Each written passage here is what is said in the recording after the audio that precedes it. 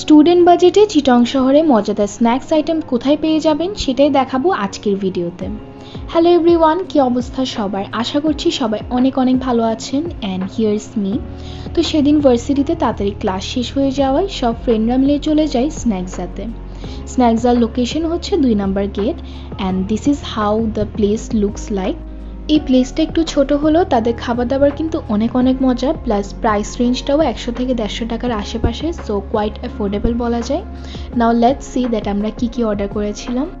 ফার্স্টেই ট্রাই করি তাদের এই ফিশ ফিঙ্গারগুলো, যেটার প্রাইস ছিল 160 টাকা, অ্যান্ড 160 টাকায় আপনি এখানে 4 পিসের মতন ফিশ ফিঙ্গার পেয়ে যাচ্ছেন, সাথে একটা ডিপ।